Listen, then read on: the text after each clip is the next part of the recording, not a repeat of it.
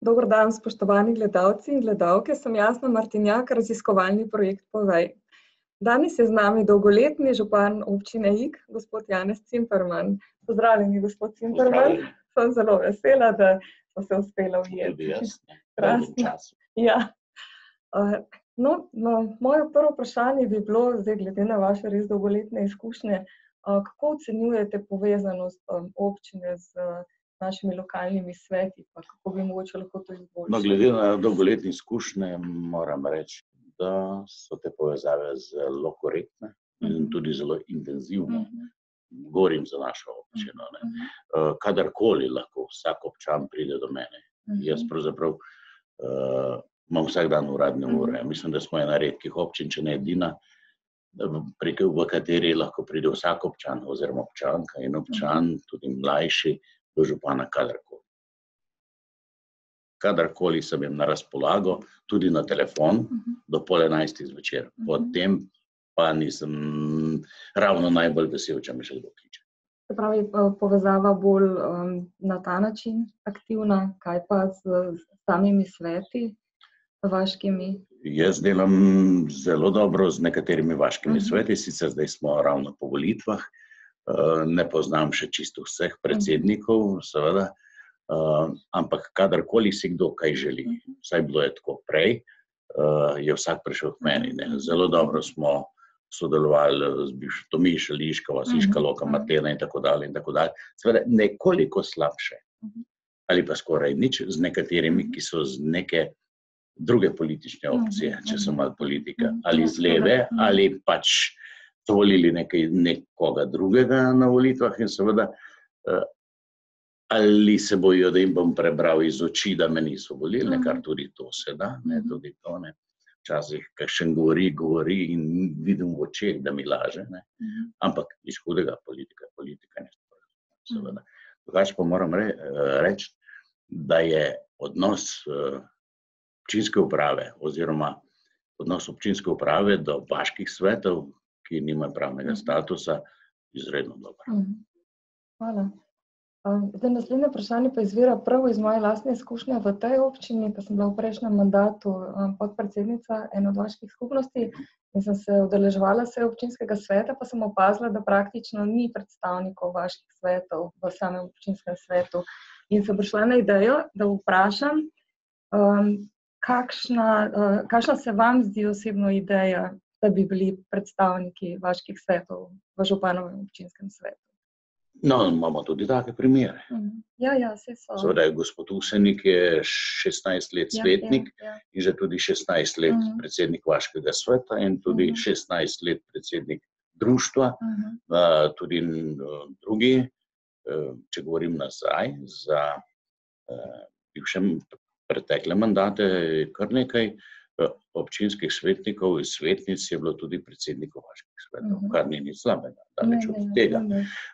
Seveda, ko sem jaz prišel za župana, sem naročil občinski upravi, ko pošiljamo gradivo za občinsko sejo, se ga pošlje tudi vsem predsednikom vaških svetov, vabilo in tudi gradivo in so bili tudi vabljeni na občinski svet.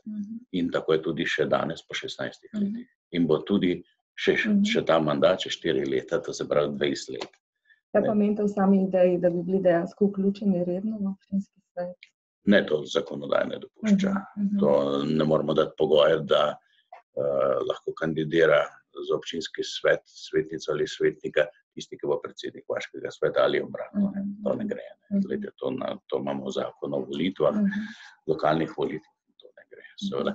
Je pa res, da vsi radi kandidirajo, mislijo, kako je to fajn, zdaj sem pa jaz funkcionara vraga, pasega, pravnec po domače, funkcionar je lahko biti, ampak nikakor ne razmišlja, zdaj sem pa funkcionar, sem pa neko božanstvo, ne, si pač v vlogi ljudstva, na strani ljudstva, pomagaš ljudem, bom rekel tako, postaneš strelovod, tako kot sem jaz strelovod, tako je predsednik vlade strelovod, tako je predsednik parlamenta strelovod in tako dalje in tako dalje. Ali pa, ne vem, predsednik nekega društva. Pač treba se izpostaviti, ampak ko pa ta dotični ugotovi, ko je pač izvoljen ali izvoljena v vaški svet, za predsednika vaškega sveta, potem pa treba delati. Tu se pa stvar ustavi. potem pa nima cajta za to, nima cajta za to. Ljudje od njega ne zvejo nič, ne? Sicer mislim, da je naše občinstvo zelo dobro obveščeno preko lokalnega časopisa, ampak taki ljudje na takih funkcijah nima kaj več. Če že greš v neko zgodbo, v neko igro, jo igraj. Ja. To je bistvo. Hvala. Na vaši občini seveda zbirate pobude, kako to poteka v praksi? Se imate že povedal, mogoče še kakšno besedo? Pobude? Pobude občanov. Ja, seveda, pobude občanov. Kar nekaj pobud prihaja tako od posameznikov, občank in občanov, od vaških svetov, predvsem tam, kjer se pripravlja neka gradnja, nek projekt, jih obveščamo, oni tudi, seveda, eni imajo pa tudi take, rekel, ideje, da so včasih skoraj neuresničljive. Tako da včasih se prav smejim, ne. Ampak že to je dobro, da nekdo vsaj razmišlja, kaj bi bilo, tudi če malce včasih napačno ali pa preveč megalomansko, ker eni bi imeli vse, ne. Bistvo, da je človek aktiven, ne, in tudi take spoštujem. Velikokrat preko še kaj pravi, imam pa eno idejo, da jih povejo. Veliko idej, ne, tudi uresničimo, jasno. Se pravi, je najbolj prideti osebno ali se da tudi v kakšni elektronski poti? Glejte, bom rekel, jaz sem človek starega kova, sem že v letih, ne, naraj imam osebni kontakt s človekom, da se pogovarja, tako se mi dva zdaj pogovarjava, ne. Dobivam vprašanja raznih nevladnih inštitucij, pa novinarjev, pa mi odgovorite, pa mi da 15 vprašanj, kje imam pa cajt? Imajo pa šele nove zdrave, ne. Lažje se pogovarjati v živo, da imaš normalen kontakt s človekom, z oči v oči, bom rekel, ne, pa se pogovarjaš. Tisto suhoparno odgovarjanje, ki imajo danes vsi mladi, vsi neki tipkajo, ne, pa naj bo to v šoli, naj bo gostilni, naj bo na pločniku, naj bo v cerkvi, vsi neki tipkajo. To ni življenjsko, se mi zdi to, ne. Sem še en človek, oziroma nisem jaz edini, ogromno nas je verjetno, ker je za nas knjiga še zmeraj knjiga papirnata, ne. Ne tablica. Se pravi, osebni kontakt. Čeprav je tehnologija nujno potrebna, ne. Jasna stvar. Tudi ne obvladam teh stvari, tako popolno, obvladam tiste stvari, ki so zelo nujne, ne. Doma se ne spravim za računalnik, ne.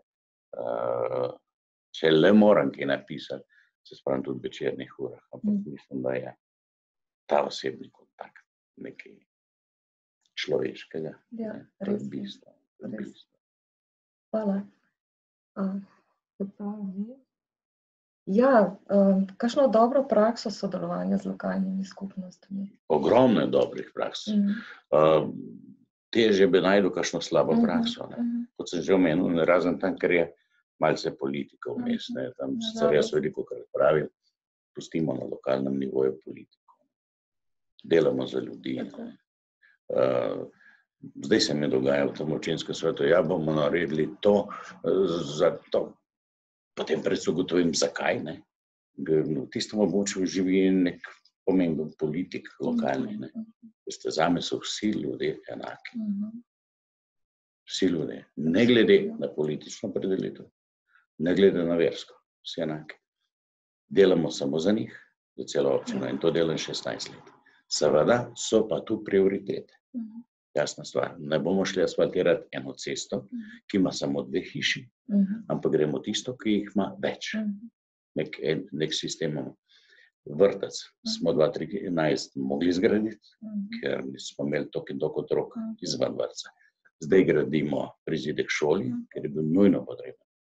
Mora biti prioriteta, ne glede nekateri mislijo, tukaj je zelo pomembno, ko sem jaz doma.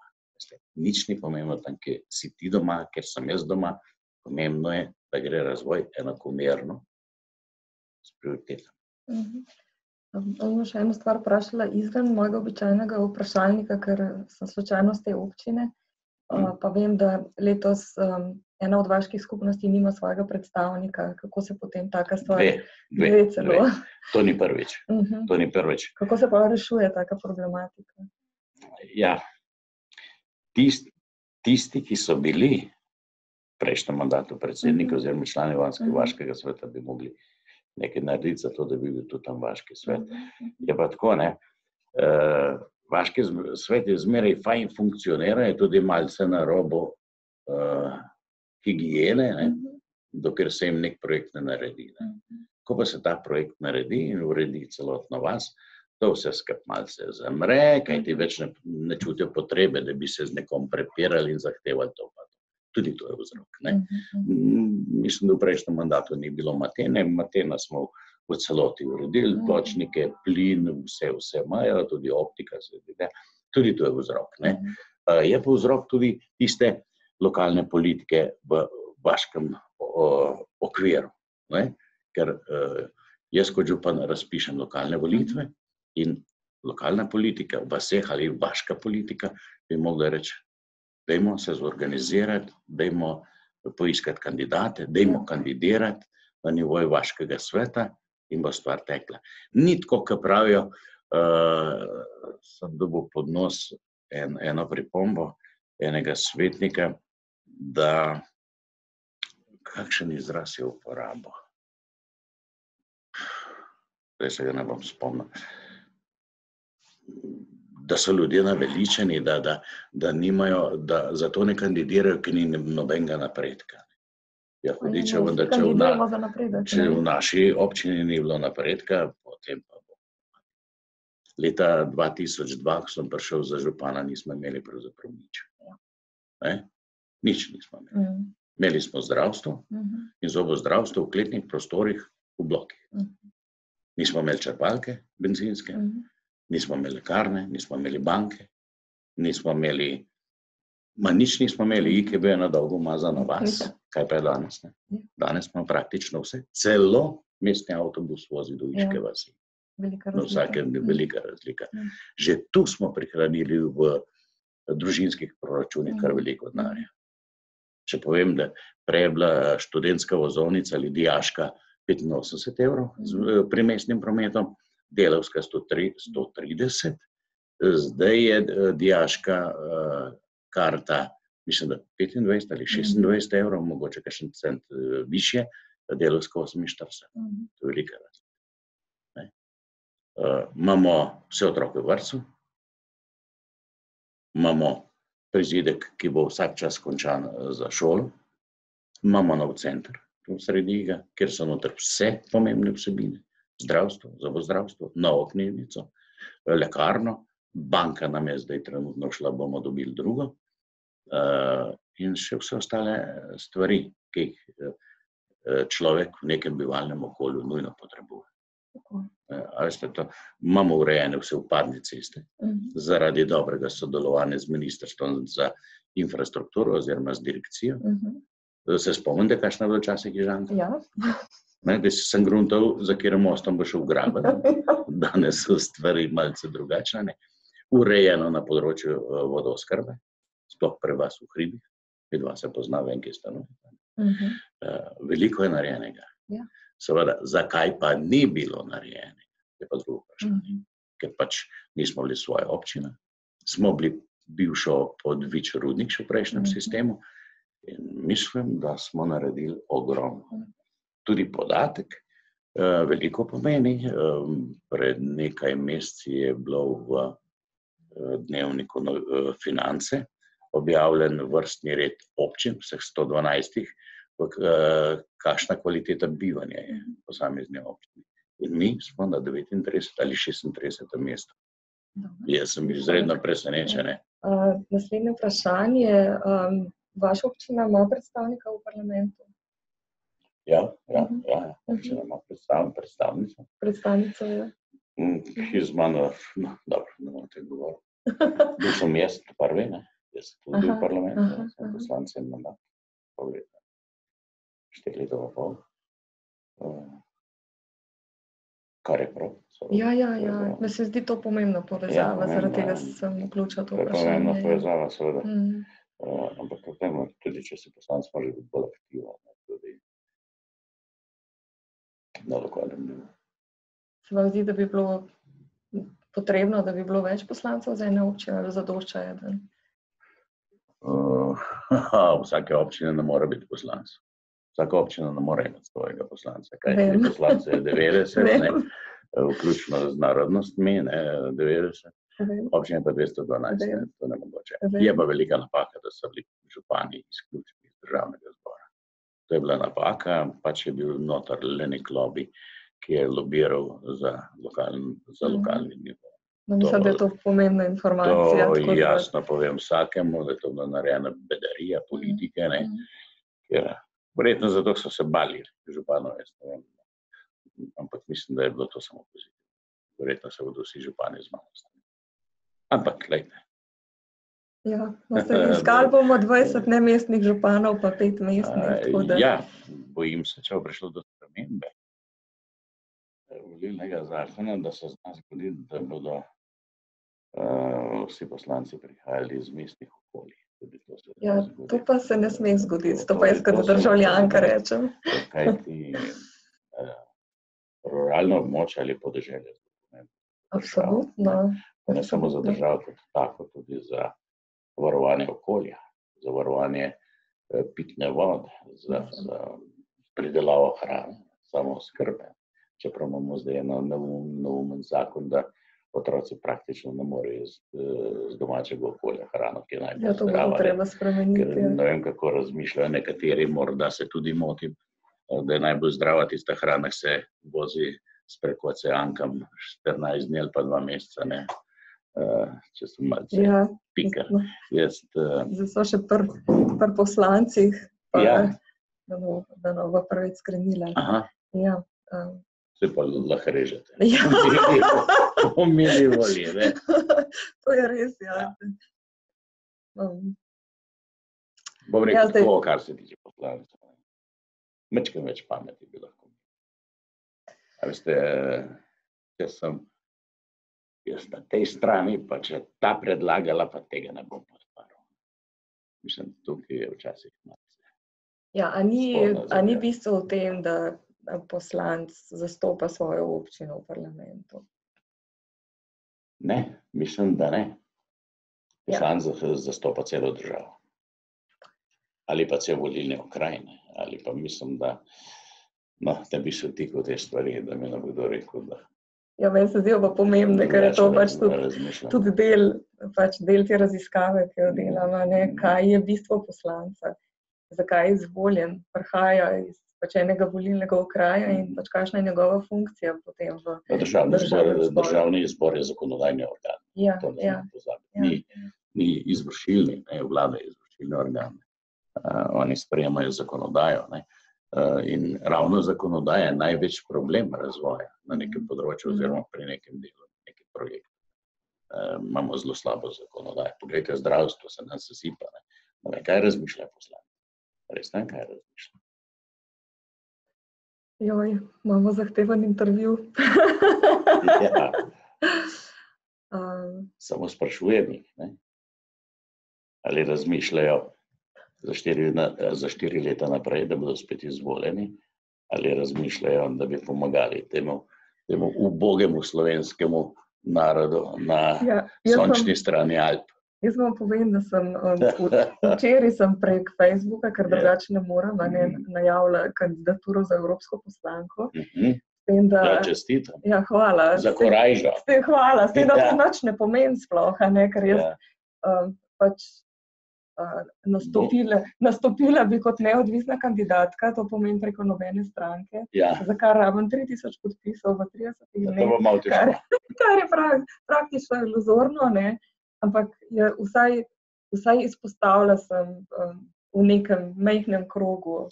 No, vsi se izpostavimo, ki kandidiramo, ne glede za kakšno funkcijo, tako ali drugačno. Samo zavedati se moramo, da ne smemo kandidirati zaradi. Absolutno ne. Da moramo kandidirati za to, da bomo kaj naredili tistemu okolju, kjer kandidiramo.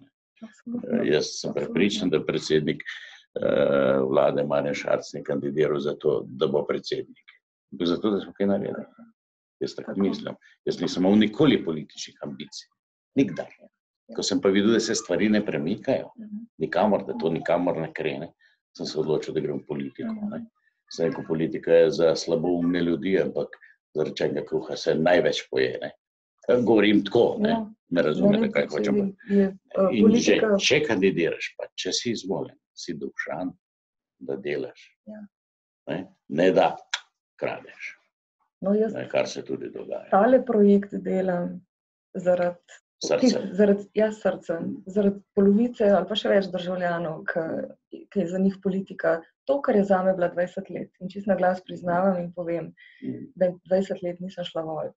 Se mi zdelo brez veze, nobenega nisem poznala, ki bi ga šla volit. Ampak taki, ki ne gredo volit, imajo najmanj pravic, da zahtevajo nekaj boljšega. Ja, nisem nas zahtevala v tistem času. Živimo v demokratični državi in naša dolžnost in pravica je, da gremo na volišče. Tako kot včasih, ki si mogel iti, če ne se bi odkljukan kot protielement državne ali karkoli že. Treba iti, da probamo kaj spremeniti. Ja, ampak iti na volitve pomeni vedeti, koga voliš. In če ti v 4 letih vmes med enim pa drugim med volitvami nič ne vrtiš za to, da bi spremljal. No, jaz sem že nekaj naredil. Ja, jaz se ne govorim zdaj na splošno.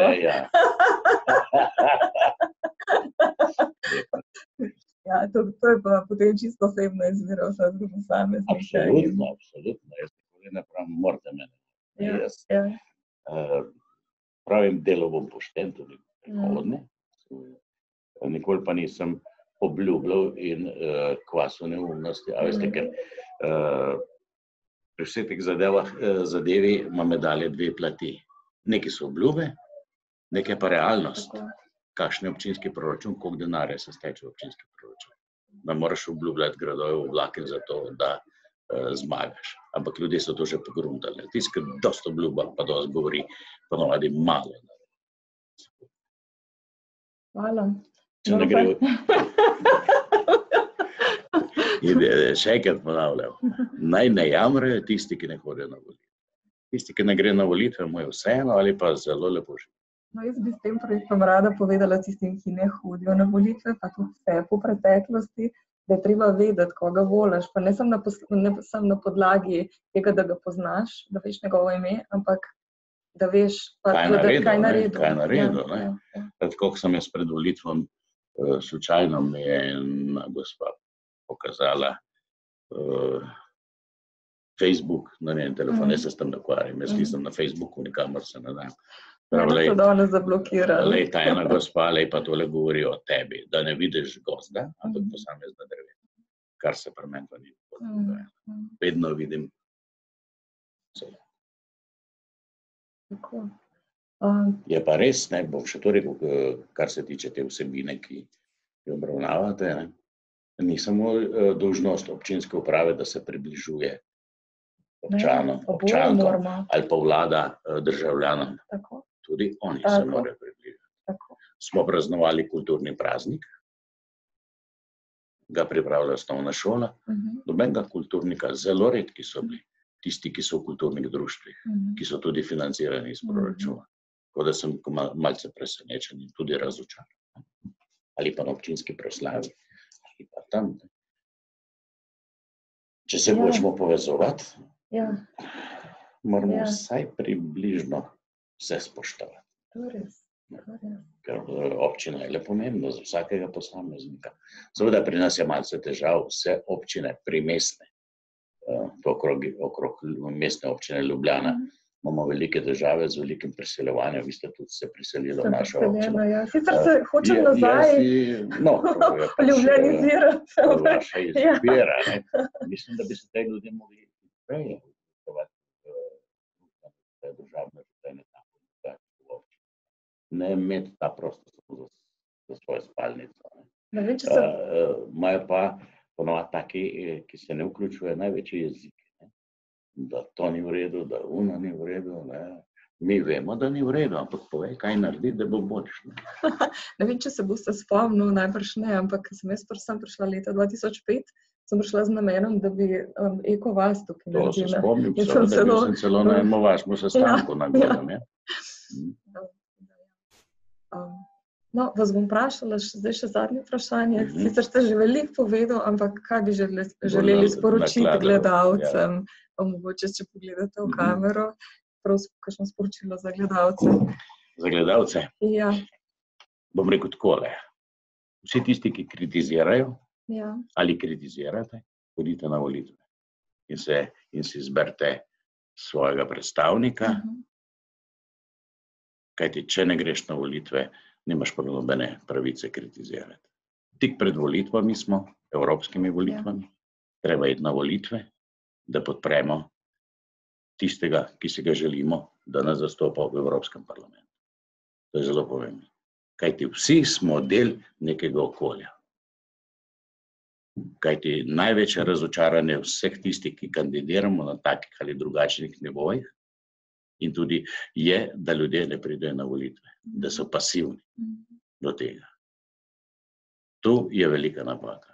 Vsak naj gre, predvsem pa pozivam mlade, pojdite na volitve, vi ste na največjih težavah, ni služb, ni stanovanj, ni tega, ni kreditov, samo tako lahko začnete pritiskati na oblast, da greste na volitve in si izberete ljudi, ki verjamete v njih, da vas bodo zastopali.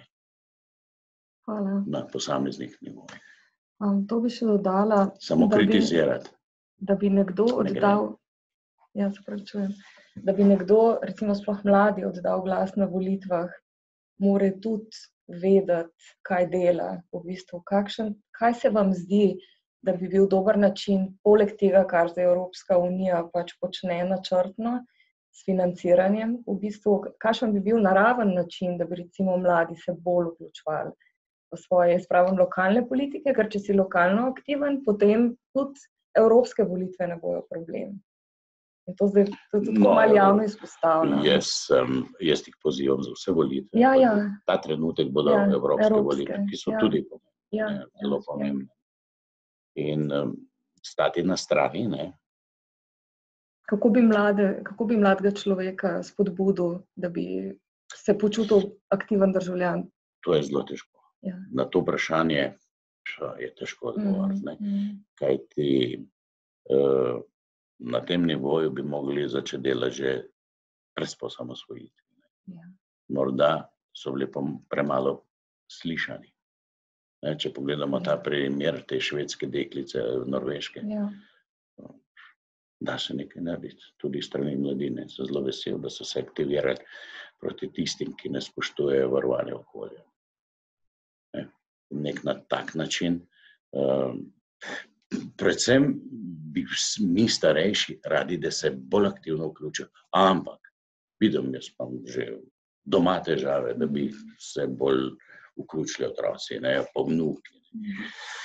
Ampak če nisi zdraven, ne moreš nič zahtevati. Veste, problem je, ne vsi stojimo za nekim grmom, čakamo, s katere strani bo priletel vlak ali pa avtobus. Skočimo gor. Nič nismo naredili, da bi vedeli, kdaj bo prišel. S katere smeri bo prišel. Če malo zakompliciram po ižansko. Ižance smo bili puntarji. Zadnji punt na slovenskem in na ižanskem ostaje. To so mi 40. Vedno se borim. Hvala. Drugače pa. Mladi prihajajo na sceno, ne na sceno, oni prihajajo za nami. Seveda, vključiti se pa v to stvar s polno mero pameti. Ne, da ti politika opere možgane in ne vidiš ne levo, ne desno, nič samo naravno. A veste, jaz delam ta projekt neodvisno, prostovoljno, avtorski je in ne bom se vključila v nobeno stranko. To razumem. Ne se ni treba, da se vključim v stranko. V bistvu je, da razumeš, so stvar, kam tečejo poti. Ne se zdijo pač ključne naše lokalne. Če bi volili samo tisti, ki so vključeni v stranke, pa bi imeli 5% na volitve. Je pa to. Majhen procent bi bil. Vse stranke se hvalimo, koliko imamo članov, ampak majhen procent. Meni se zdi, da je pač naše osnovno bogatstvo, da so lokalne skupnosti. To so nam pač naši predniki zapustili in se mi zdi, da tukaj moramo začeti in tukaj graditi. In delati na odnosih, ker pač iz odnosov potem tudi aktivnosti prihajajo. Se z vami strinjam, da je lokalni nivo tisti, ampak lokalni nivo ne mora funkcionirati, če ni dober državni nivo. A veste, denar je sveta vladar, Bog pomaga. Ja, nekateri predsedniki političnih strank, ki sem z njimi govorila, so bili mnenja, da bi bilo treba povečati financiranje tudi lokalno. Vsi te predsedniki so imeli vsi možnosti, pa mislim, da je. Od Janšeta, od Podobnika, od Cerarja, vsi so imeli možnosti. In župani stalno opozarjamo, 16 let smo v tem močvirju lokalne skupnosti, stalno poudarjamo, da ima več denarja na lokalni nivo. Odkje pa prihaja ta denar na državni nivo? Iz lokalnega nivoja, nikjer druge. Absolutno. In se potem igramo take in drugačne zgodbe, ne bomo menili projektov, namesto da bi dali lokalnem nivoju več denarja, da bi se Slovenija hitrejše razvijala. Če ne bi bilo 212 občin, da Slovenija je slabo razvita. Zelo slabo. Danes, če se pile človek v Mursko Soboto, ali pa pred 30 leti. Ja, mi smo za njimi, pravzaprav, tu na obrobju glavnega mesta. Kaj ti pride manj denarja, ne? V lokalni nivo, v srednji Sloveniji. To je vsem jasno. Ker državo sestavljamo občanke, oziroma vaščanke, vaščani, občanke, občani, državljani in državljanke. Vsi smo eno. Samo 3 imena ali pa še več. Pa krajane imamo. Ja, krajanke tudi. Pa mestne četrti. Premalo se zavedamo in mi dobimo nekaj tistega. Hvala lepa, gospod Cimerman. Mi je bilo res veselje tale pogovor. Hvala tudi vas, spoštovani gledalci, pa komaj čakamo intervju z naslednjim županom. Nasvidenje.